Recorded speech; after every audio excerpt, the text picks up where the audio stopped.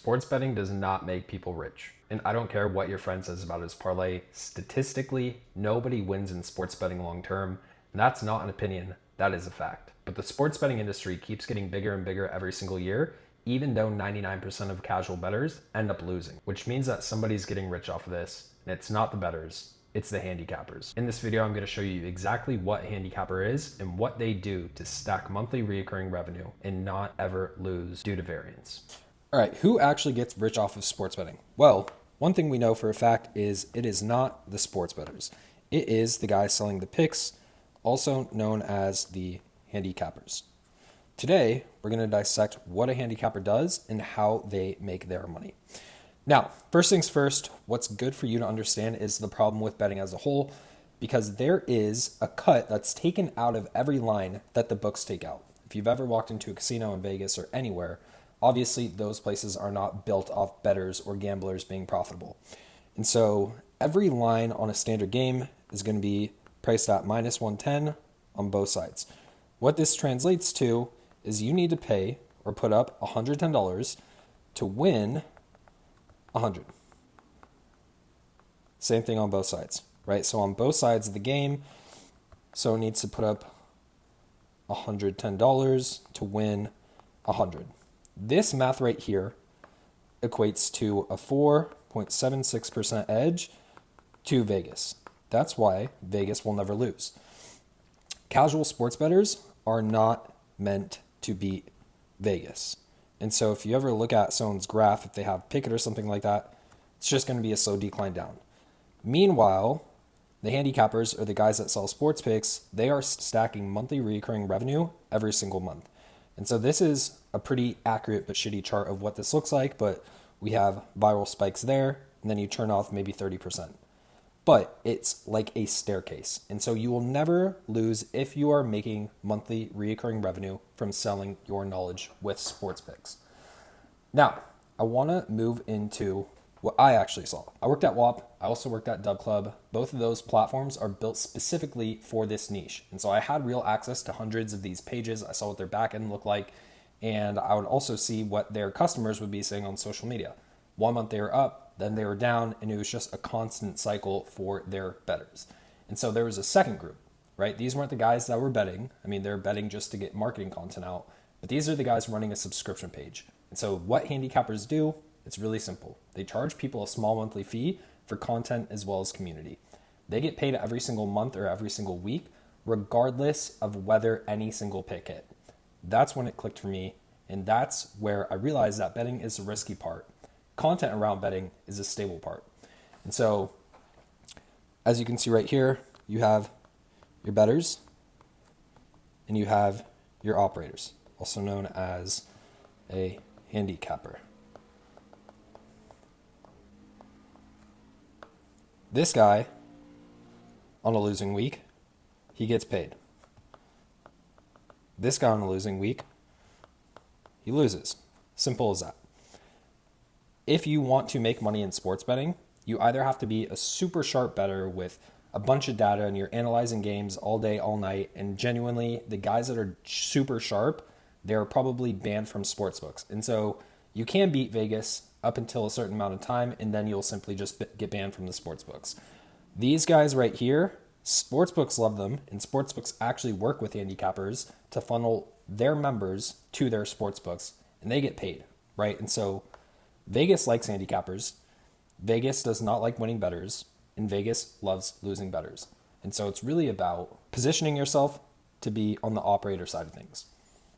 Now, the actual model that we're going to talk about is you're not a prediction engine, right? You are a media company. And so you need to build a brand around sports content.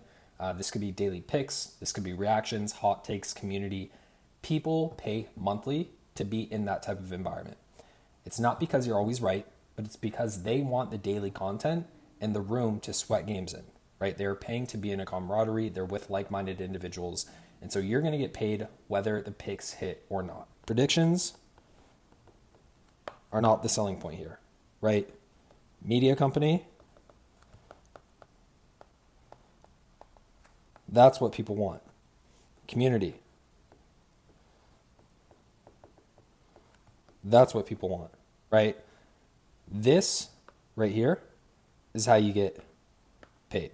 That's how you gain subscribers and you get people through the door.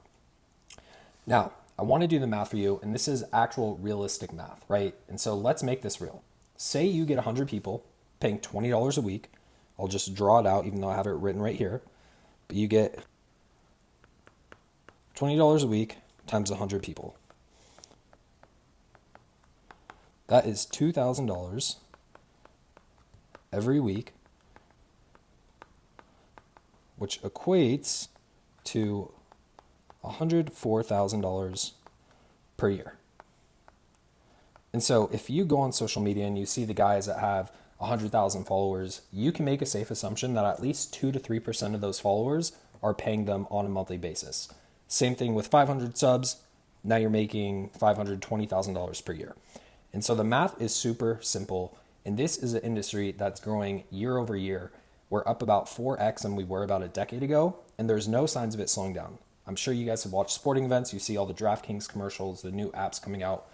Those apps also pay you money. That's a whole different scenario in which you can make money from running a sports betting community. But it is this simple, guys. $20 a week, 100 people, $2,000 every week. I don't know about you, but for most people, that is enough to quit their 9 to 5. Now, I want to move into how it's actually built. And so there's 4 pieces that put all of this together.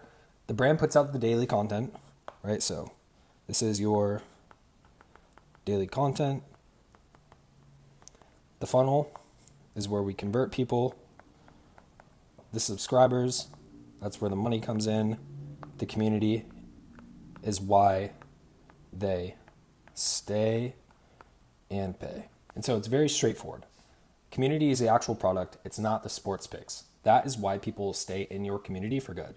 And so the honest part of all of this is not a loophole, right? It's a different business that happens to live inside of sports betting. And so it takes real work. This is daily content. This is having a real brand, a real funnel. But the risk that makes betting itself dangerous, one bad week wiping you out, does not affect this version right here. Your revenue is tied to subscribers, not outcomes, right? And so just remember, this is not a loophole. This has been a thing for a really long time, but no one has actually gone out there with the experience that I have to actually show you guys what this all looks like on the back end of things. And so, like I said, this does take real work. Nothing in life is a get rich quick. If it is, you better run. But if you are curious about how to run your own profitable community, that's exactly what I teach inside CapperLaunch. As you can see right here, we have a couple of our testimonials from our students, but people are absolutely killing it. And the fact of the matter is, like, half these guys right here, they were sports bettors prior, some of them weren't. But a lot of these guys that were sports bettors, they were already putting in the legwork. They just weren't monetizing their picks. And so their day-to-day process didn't really change at all. And even for the guys that weren't vetted sports bettors or they weren't familiar with the space, we have a way to basically give them the marketing content and the sports betting guidance to be successful in this space. And so I'd put a link down below. You guys can go there. You can book a call. I'd love to speak with you, see if this is something that could work out. See you guys in the next one.